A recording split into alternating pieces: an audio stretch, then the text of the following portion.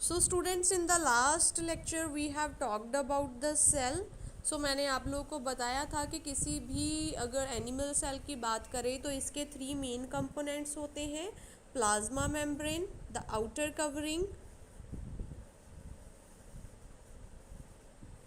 Then we have talked about the cytoplasm, और middle का जो पोर्शन होता है न्यूक्लियस. सो प्लाज्मा मेम्ब्रेन क्या है? सबसे बाहर वाली कवरिंग होती है, आउटर कवरिंग होती है. इसको सेल एनवेलप के नाम से भी आप लोग बुला सकते हो. मिड में बिल्कुल न्यूक्लियस प्रेजेंट रहता है जिसमें हमारा जेनेटिक मटेरियल होता है, डीएनए, जो कि क्रोमोसोम्स के अंदर बाउंडेड फॉर्म में होता है, और डीएनए फर्दर जो है जीन से मिलके बना होता है. साइटोप्लाज्म और जो प्लाज्मा मेम्ब्रेन है इसके विचकार जो है हमारा साइटोप्लाज्म प्रेजेंट रहता है. तो आज हम लोग जो है साइटोप्लाज्म के ऊपर डिस्कशन करेंगे. प्लाज्मा मेम्ब्रेन का उस दिन मैंने एक्सप्लेन कर दिया था आप लोगों को. So we have talked about the fluid mosaic model also and the functions of plasma membrane. और फ्लूइड मोसैक मॉडल में मैंने आपको प्लाज्मा मेम्ब्रेन का स्ट्रक्चर करवा दिया था. So today we will continue with our second component, that is the cytoplasm. So अगर आप साइटोप्लाज्म को देखो तो साइटोप्लाज्म क्या है? एक अमॉर्फस ग्राउंड होमोजीनस जो है सब्सटेंस है जो कि प्लाज्मा मेम्ब्रेन और न्यूक्लियस के इन बिटवीन प्रेजेंट रहता है. For example, if this is a cell and this is the nucleus of the cell, okay, and you will see ये इस प्लाज्मा मेम्ब्रेन और न्यूक्लियस के इन बिटवीन वाला जो पोर्शन है वो साइटोप्लाज्म रहेगा. तो साइटोप्लाज्म जो है इसके भी फर्दर 2 कंपोनेंट्स होते हैं. एक को हम लोग मैट्रिक्स बोल देते हैं जिसको आप लोग सिंपल मैट्रिक्स या साइटोप्लाज्मिक मैट्रिक्स बोल सकते हो, और दूसरे होते हैं स्ट्रक्चर्स, साइटोप्लाज्मिक स्ट्रक्चर्स. सो जो मैट्रिक्स होती है वो क्या है? That is a liquid. ठीक है, साइटोजोल के नाम से भी हम लोग इसको बोल देते हैं. तो जो हमारी मैट्रिक्स है, मैट्रिक्स के अंदर स्ट्रक्चर्स एम्बेडेड रहते हैं. सो स्ट्रक्चर्स में जिसको साइटोप्लाज्मिक ऑर्गेनेलीज भी हम लोग बोल सकते हैं या साइटोप्लाज्मिक स्ट्रक्चर भी बोल सकते हैं. So let us first discuss about the matrix. So जो एनिमल सेल की मैट्रिक्स होती है वो फर्दर 2 पार्ट्स में डिवाइडेड होती है, एक्टोप्लाज्म एंड एंडोप्लाज्म. ओके, जैसे कि इनके नेम से ही इंडिकेट हो रहा है, ecto means outer, endo means अंदर वाला. सो मैट्रिक्स जो है उसका जो पेरिफेरल पोर्शन है उसको एक्टोप्लाज्म बोल देते हैं, या इसको कॉर्टेक्स के नाम से भी आप लोग जानते हो. जहाँ जो एंडोप्लाज्मिक है, जो इंटरनल वाला पोर्शन है हमारे साइटोप्लाज्म का, उसको एंडोप्लाज्म हम लोग बोल देते हैं, जहाँ आप लोग इसको मेड्यूला बोल सकते हो. सो कॉर्टेक्स ज़्यादातर क्या होता है, आउटर पोर्शन को हम लोग कॉर्टेक्स बोलते हैं, मिडल पोर्शन को हम लोग मेड्यूला बोल देते हैं. क्योंकि राउंड शेप में है तो मिड वाला जो रहेगा साइटोप्लाज्म का पोर्शन वो एंडोप्लाज्म होगा, और उसके अराउंड जो है पेरिफेरल पोर्शन जो है वो क्या रहेगा, वो एक्टोप्लाज्म रहेगा, जिसको हम लोग कॉर्टेक्स के नाम से भी जानते हैं. Is it clear? Yes ma'am. Okay, so इसके बाद फंक्शंस की बात करते हैं हम लोग. पहले मैट्रिक्स के फंक्शंस की बात करते हैं कि मैट्रिक्स की प्रेजेंस का फंक्शन क्या है. अब जितने भी साइटोप्लाज्मिक ऑर्गेनेलीज हैं या साइटोप्लाज्मिक स्ट्रक्चर्स हैं उनको बहुत सारे फंक्शंस परफॉर्म करने होते हैं. सो उनके फंक्शंस को परफॉर्म करने के लिए जो रॉ मटेरियल है वो ये मैट्रिक्स प्रोवाइड करती है, क्योंकि इसमें सारा कुछ जो है डिज़ोल्व्ड फॉर्म में रहता है. सो वो डिज़ोल्व्ड मटेरियल जो है ऑर्गेनेलीज तक पहुंचती है ताकि वहाँ पे जाकर के ऑर्गेनेलीज का जो अपना अपना फंक्शन है वो अपना अपना फंक्शन परफॉर्म कर सके. फॉर एग्जांपल, माइटोकॉन्ड्रिया का फंक्शन है एनर्जी प्रोवाइड करना. सो किसी का फंक्शन है प्रोटीन बनाना, किसी का फंक्शन है लिपिड बनाना. तो ये सारे फंक्शंस कैसे परफॉर्म होते हैं? जब उनको रॉ मटेरियल प्रोवाइड होता है. रॉ मटेरियल कौन प्रोवाइड करता है?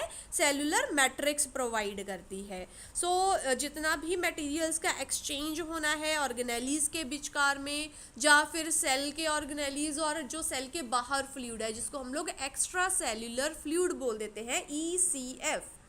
Extra cellular fluid. सो उस मटेरियल के एक्सचेंज में मैट्रिक्स इन्वॉल्व होती है। सो सेल के ऑर्गेनेलीज और एक्स्ट्रा सेलुलर फ्लूइड के विचकार में मटेरियल एक्सचेंज करने में भी साइटोप्लाज्मिक मैट्रिक्स जो है वो हेल्पफुल होती है।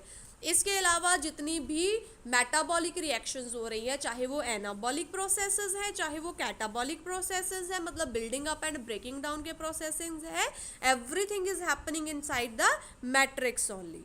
इसके अलावा बहुत सारे मटेरियल्स को सेल के अंदर डिस्ट्रीब्यूट करने के लिए भी मैट्रिक्स ही हेल्पफुल होती है। So this was little bit about the cytoplasmic matrix. Now we will focus on the cytoplasmic structures. So अगर आप लोग cytoplasmic structures की हम लोग बात करें, सो साइटोप्लाज्मिक स्ट्रक्चर्स भी फर्दर दो कैटेगरीज में होते हैं, लिविंग फॉर्म में होते हैं और नॉन लिविंग फॉर्म में होते हैं। सो जो लिविंग फॉर्म में होते हैं उनको सेलुलर ऑर्गेनेलिज बोल देते हैं, साइटोप्लाज्मिक ऑर्गेनेलिज या सेल ऑर्गेनेलिज सिंपल बोल सकते हो, और जो नॉन लिविंग होते हैं उनको सेलुलर इंक्लूजन्स बोल देते हैं। सो जब मैंने सेल की इंट्रोडक्शन करवाई थी उसमें भी लिटिल बिट मैंने आप लोगों को एक्सप्लेन किया था। So now we will briefly talk about the cytoplasmic structure. So सबसे पहले let us talk about the cellular organelles, या फिर जिसको हम लोग साइटोप्लाज्मिक ऑर्गेनेलिज के नाम से जानते हैं। सो आप लोगों ने छोटे क्लासेस में भी बहुत सेलुलर ऑर्गेनेलिज के बारे में पढ़ा होगा। Can you give me few examples of the cytoplasmic organelles?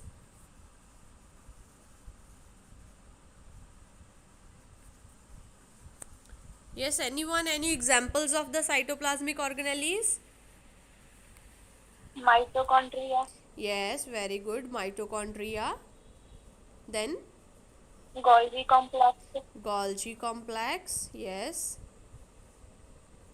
Endoplasmic reticulum. Yes, endoplasmic reticulum. Okay, very good. Lysosome. Very good. These are the few examples of the cellular organelles. So cellular organelles है क्या? They are living in nature. So cell का जो living structure है उसको हम लोग cytoplasmic या cellular organelles या प्रोटोप्लाज्मिक बॉडी के नाम से भी जानते हैं। सो एंडोप्लाज्मिक रेटिकुलम, गोल्जाई कॉम्प्लेक्स जिसको गोल्जाई अपरेटस या गोल्जाई बॉडीज भी बोल देते हैं, lysosomes, mitochondria, plastid, cilia, flagella, peroxisomes, lysosomes.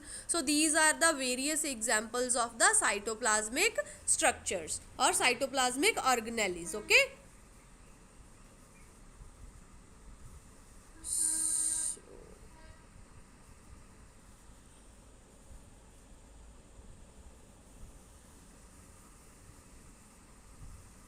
so I want to show you the normal structure. So is it visible to everyone? Yes, ma'am. So this is the normal structure of a animal cell. So अगर आप इसको ध्यान से देखो, इसकी outer covering है, तो outer covering को न्यूक्लियस के साइटोप्लाज्मिक मेम्ब्रेन के नाम से डिनोट किया हुआ है। लेबलिंग को ध्यान से देखो, प्लाज्मा मेम्ब्रेन या साइटोप्लाज्मिक मेम्ब्रेन बोल सकते हो। मिड में जो पर्पल कलर का है वो न्यूक्लियस शो किया हुआ है, न्यूक्लियर एनवेल्प शो किया हुआ है, और न्यूक्लियस के अंदर न्यूक्लियोलस एक मटेरियल प्रेजेंट होता है। So when we will talk about the nucleus, at that time we will discuss about these portions. Okay, so nucleus के अराउंड जो है रफ एंडोप्लाज्मिक रेटिकुलम प्रेजेंट है। मतलब सिंपली आप बोल सकते हो कि एंडोप्लाज्मिक रेटिकुलम दोनों टाइप्स होती हैं। So next I will talk about the endoplasmic reticulum, at that time I will explain what is rough and smooth endoplasmic reticulum. So these are the cellular organelles. So endoplasmic reticulum show किया है, lysosomes है, mitochondria है, ribosomes है, Golgi body है, centriole है। So these are the various examples of the cytoplasmic organelles. This structure is clear to everyone? Yes, ma'am. This is one more structure. So इसमें क्या है, अगर आप लोग देखो तो इसमें लिटिल बिट एक्स्ट्रा ऑर्गेनेलीज के बारे में एक्सप्लेन किया हुआ है।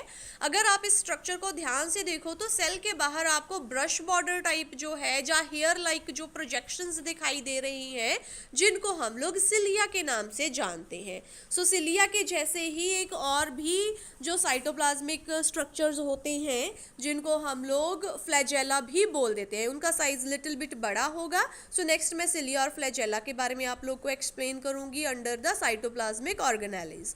इसके अलावा माइक्रोटब्यूल्स शो किए हुए हैं, गोल्जाई ऑपरेटर्स शो किया हुआ है, smooth endoplasmic reticulum, rough endoplasmic reticulum, ribosomes, okay, mitochondria show किया है, लाइजोसोम्स, परऑक्सीसोम्स, सेंट्रियोल्स, माइक्रोफिलामेंट्स। और अगर आप न्यूक्लियस देखो तो न्यूक्लियस को और भी अच्छा इस स्ट्रक्चर में एक्सप्लेन किया हुआ है। You can see the nuclear pores.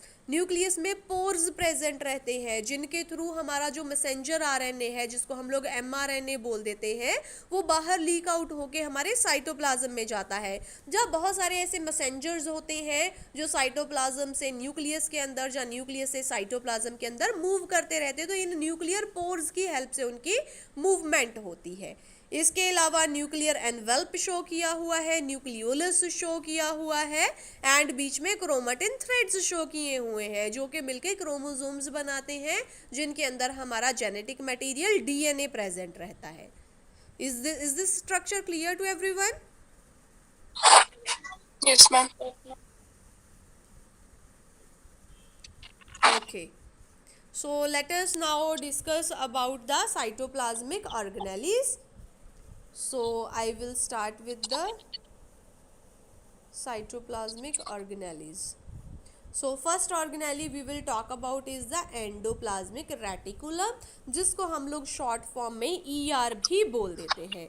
So जो हमारा एंडोप्लाज्मिक रेटिकुलम है, एक बात और है कि साइटोप्लाज्मिक ऑर्गेनेलीज को आप लोग जो है नॉर्मल जो हमारा लाइट माइक्रोस्कोप है या कंपाउंड माइक्रोस्कोप है उसके अंडर नहीं देख सकते। जितने भी ऑर्गेनेलीज हैं उनको देखने के लिए यू नीड इलेक्ट्रॉन माइक्रोस्कोप, क्योंकि ये ऑर्गेनेलीज बहुत छोटी होती हैं, ऑर्डिनरी माइक्रोस्कोप के नीचे इसको देख पाना पॉसिबल नहीं होता है। सो आप बोल सकते हो कि एंडोप्लाज्मिक रेटिकुलम जो है एक इलेक्ट्रॉन माइक्रोस्कोपिक स्ट्रक्चर है जो कि फर्दर बहुत सारे स्ट्रक्चर से मिलके बना होता है। सो अल्ट्रा स्ट्रक्चर की अगर बात करें तो हमारा जो एंडोप्लाज्मिक रेटिकुलम है वो 3 टाइप के जो एलिमेंट से मिलके बना होता है, सिस्टर्ने, tubules and vesicles. सो इनके स्ट्रक्चर में लिटिल बिट डिफरेंस होता है। उससे पहले मैं आप लोगों को एक बात और बताना चाहती हूँ कि जो हमारा एंडोप्लाज्मिक रेटिकुलम है, एंडोप्लाज्मिक रेटिकुलम की 2 टाइप्स होती हैं।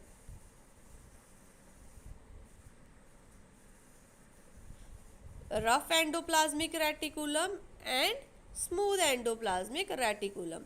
सो इनमें डिफरेंस क्या है? रफ और स्मूथ में डिफरेंस ये है on the basis of the presence और एब्सेंस ऑफ द राइबोसोम्स। वैसे तो राइबोसोम्स जो हैं these are the type of cytoplasmic organelles, लेकिन राइबोसोम्स जो हैं हमारे सेल के अंदर 2 फॉर्म में प्रेजेंट होते हैं, बाउंड फॉर्म में और फ्री फॉर्म में। सो जो फ्री फॉर्म है वो सिर्फ और सिर्फ राइबोसोम्स रहेंगे। बाउंड फॉर्म में कैसे रहेगा? वो रफ एंडोप्लाज्मिक रेटिकुलम की सरफेस के ऊपर अटैच्ड रहेगा। सो आप लोग बोल सकते हैं हो कि जब एंडोप्लाज्मिक रेटिकुलम और राइबोसोम दोनों एक दूसरे के साथ में बाउंड फॉर्म में होते हैं तब उसको हम लोग रफ एंडोप्लाज्मिक रेटिकुलम बोल देते हैं। अगर एंडोप्लाज्मिक रेटिकुलम के ऊपर किसी भी तरह के राइबोसोम्स प्रेजेंट नहीं है तो उसको हम लोग स्मूथ एंडोप्लाज्मिक रेटिकुलम बोलेंगे। क्लियर? ये डिफरेंस क्लियर हुआ? दोनों टाइप्स पता चली एंडोप्लाज्मिक रेटिकुलम की? Yes, ma'am. Please remember the short forms also, abbreviations also, SER, RER. So smooth endoplasmic reticulum को आप लोग A granular endoplasmic reticulum भी बोल सकते हो और rough endoplasmic reticulum को आप लोग जो है granular endoplasmic reticulum भी बोल सकते हो। सो मैं एक आप लोगों को रफ सा स्ट्रक्चर ड्रॉ करके इनके बीच में डिफरेंस समझा देती हूँ। सो सपोज कि मेरा एंडोप्लाज्मिक रेटिकुलम है। सो ये जो एंडोप्लाज्मिक रेटिकुलम है इसकी सरफेस स्मूथ है, इसकी सरफेस के ऊपर किसी तरह के भी ग्रेन्यूल्स या राइबोसोम्स जो प्रेजेंट नहीं है। लेकिन अगर सेम इनकी सरफेस के ऊपर जो है किसी तरह के ऐसे ग्रेन्यूल्स प्रेजेंट मिलते हैं तब हम लोग इसको रफ एंडोप्लाज्मिक रेटिकुलम के नाम से जानते हैं।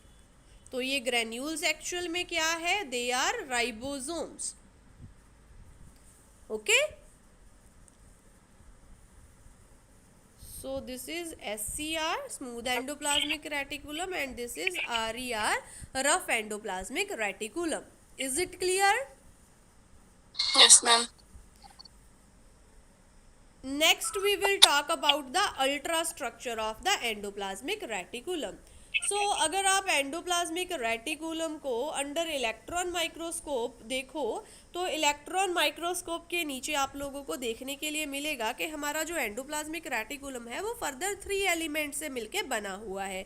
सबसे पहले सिस्टर्ने की बात करते हैं. सो सिस्टर्ने का मैं स्ट्रक्चर ड्रॉ करती हूँ. ऐसे जो है स्ट्रक्चर में प्रेजेंट रहते तो इनको सिस्टर्ने बोल देते हैं. सो सिस्टर्ने जो होते हैं नैरो होते हैं, डबल लेयर्ड होते हैं, ब्रांच्ड नहीं होते हैं, ज़्यादातर न्यूक्लियस के नियर बाय प्रेजेंट होते हैं और आपस में इंटरकनेक्टेड रहते हैं. लेकिन इनकी खासियत क्या है कि सिस्टर्ने की सरफेस के ऊपर जो है जो हमारे राइबोसोम्स हैं वो प्रेजेंट रहते हैं. Okay, so they are tubular in structure. Cisternae tubule like structures में होते हैं, डबल मेम्ब्रेन होते हैं और इनकी सरफेस के ऊपर जो है राइबोसोम्स जो है वो प्रेजेंट रहते हैं. ब्रांचेस नहीं होती हैं इनकी, लेकिन आपस में इंटरकनेक्टेड रहते हैं और ज़्यादातर न्यूक्लियस के नियर बाय प्रेजेंट होते हैं. So this was the cisternae. So next जो कंपोनेंट है, नेक्स्ट जो एलिमेंट है, दैट इज द वेसिकल.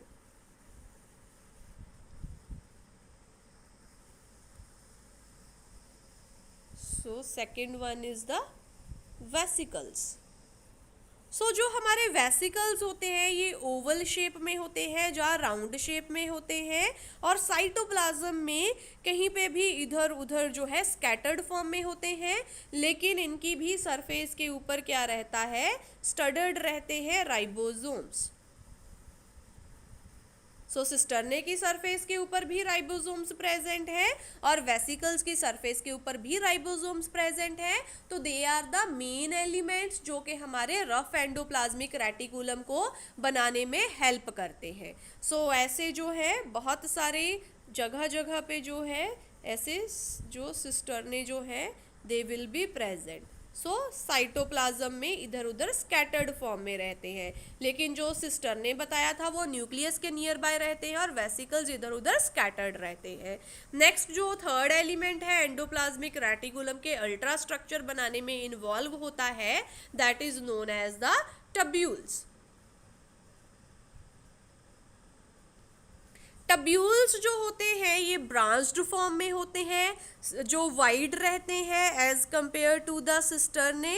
और सेल की जो मेम्ब्रेन है, जो प्लाज्मा मेम्ब्रेन है, मेनली उनके नियर बाय प्रेजेंट रहते हैं और इनकी सरफेस के ऊपर किसी भी तरह का जो है बोल सकते हो कि राइबोसोम्स जो है वो एब्सेंट रहते हैं. ओके, ऐसे कुछ एक इनका स्ट्रक्चर जो है देखने के लिए आपको मिलेगा टब्यूल्स का, और सेल मेम्ब्रेन के नियर बाय जो है वो प्रेजेंट रहेंगे without the presence of the ribosomes. तो आप बोल सकते हो कि जितने भी स्मूथ एंडोप्लाज्मिक रेटिकुलम्स हैं वो सिर्फ और सिर्फ टब्यूल से मिलके बने होते हैं. तो इनसे एक बात आपको क्लियर होगी कि जो हमारे स्मूथ एंडोप्लाज्मिक रेटिकुलम है वो साइटोप्लाज्मिक मेम्ब्रेन के नियर बाय रहेंगे और जितने भी हमारे रफ एंडोप्लाज्मिक रेटिकुलम है वो कहाँ पे प्रेजेंट रहेंगे, हमारे न्यूक्लियस के नियर बाय प्रेजेंट रहेंगे. सो let us little bit revise about the ultra structure of the endoplasmic reticulum. तो मैंने आप लोग को 3 एलिमेंट्स बताए हैं. सबसे पहले सिस्टर्ने हैं, उसके बाद वेसिकल्स हैं, उसके बाद टब्यूल्स हैं.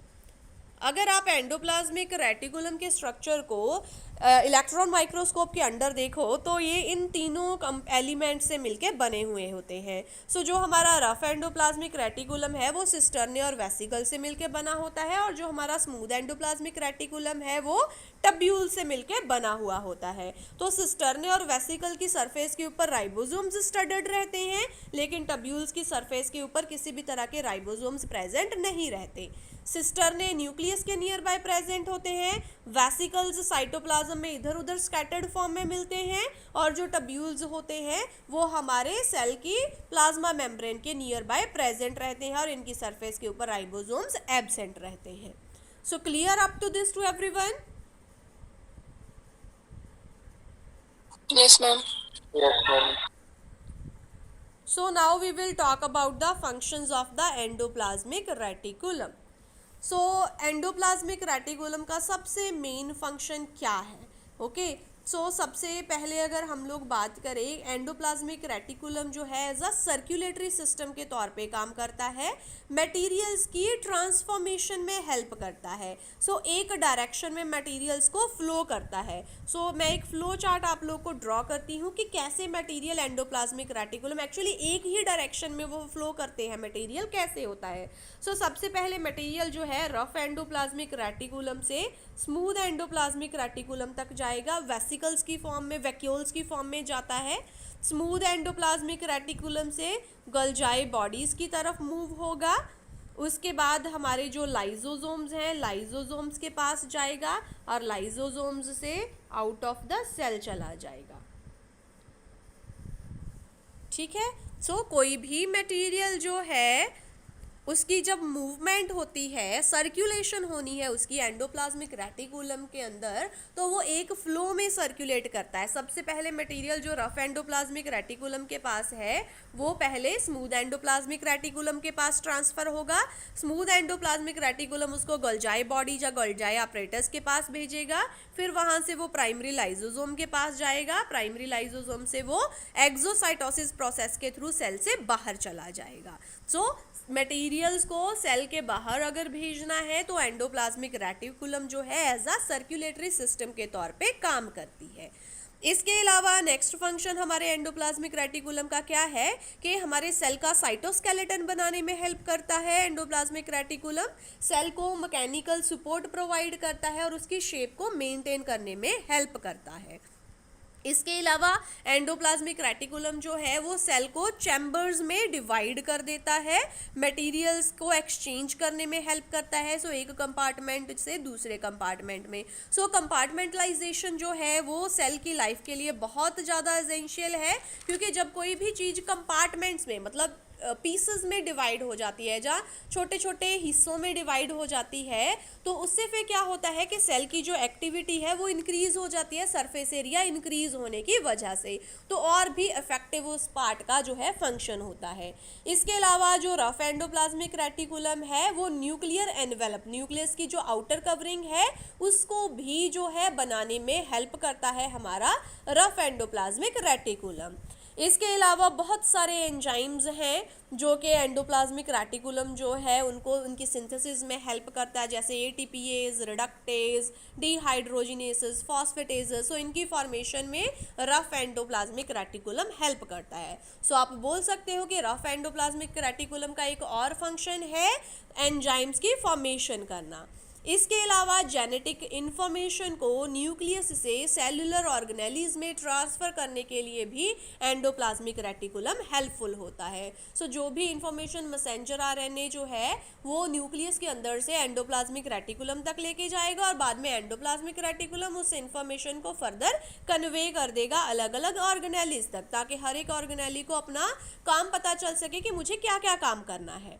इसके अलावा और क्या फंक्शन है एंडोप्लाज्मिक रेटिकुलम का? लास्ट फंक्शन है कि सिंथेटिक प्रोडक्ट्स को स्टोर करने में हेल्प करता है. जैसे आप लोगों ने पढ़ा होगा कि ग्लाइकोजन जो है हमारे बॉडी में स्टोर हो जाती है. सो वो कैसे स्टोर होती है? वो एंडोप्लाज्मिक रेटिकुलम की हेल्प से स्टोर होती है. सो क्या क्या फंक्शंस पढ़े हम लोगों ने एंडोप्लाज्मिक रेटिकुलम से? सबसे पहला फंक्शन पढ़ा कि मटेरियल को सेल के बाहर भेजना है, तो endoplasmic reticulum as a circulatory system के तौर पे काम करती है. कैसे काम करती है? मटेरियल पहले रफ एंडोप्लाज्मिक रेटिकुलम से स्मूथ एंडोप्लाज्मिक रेटिकुलम तक जाएगा, फिर गोल्जाई अपरेटस, फिर लाइजोसोम, फिर आउट ऑफ द सेल चला जाएगा. सेकंड फंक्शन हम लोगों ने पढ़ा कि जो एंडोप्लाज्मिक रेटिकुलम है सेल का साइटोस्केलेटन बनाती है, सेल को सपोर्ट प्रोवाइड करती है और शेप मेंटेन करने में हेल्प करती है. इसके अलावा एंडोप्लाज्मिक रेटिकुलम जो है सेल को चैम्बर्स में डिवाइड कर देता है. सो कंपार्टमेंटलाइजेशन की वजह से क्या होता है? सरफेस एरिया बढ़ जाता है, जिसकी वजह से उस एरिया का फंक्शन और भी ज़्यादा इफेक्टिव हो जाता है. रफ एंडोप्लाज्मिक रेटिकुलम जो है वो न्यूक्लियर एनवेल्प बनाने में हेल्प करता है, बहुत सारे एंजाइम्स बनाने में भी एंडोप्लाज्मिक रेटिकुलम हेल्पफुल होता है, जेनेटिक इन्फॉर्मेशन को न्यूक्लियस से बाकी के ऑर्गेनेलिस तक ट्रांसफर कर देता है और ग्लाइकोजन जैसे प्रोडक्ट्स को अपने अंदर स्टोर करने में हेल्प करता है। So today we have discussed about the endoplasmic reticulum. बाकी के जो ऑर्गेनेलीज हैं वन बाय वन हम लोग जो है डेली इसके बारे में डिस्कस करेंगे। इसके अलावा थोड़ा सा मुझे आप लोग को रफ और स्मूथ एंडोप्लाज्मिक रेटिकुलम के बारे में बताना है, जो नेक्स्ट लेक्चर में हम लोग उसके बारे में बात करेंगे। Okay Yes, Okay, ma'am. ma'am.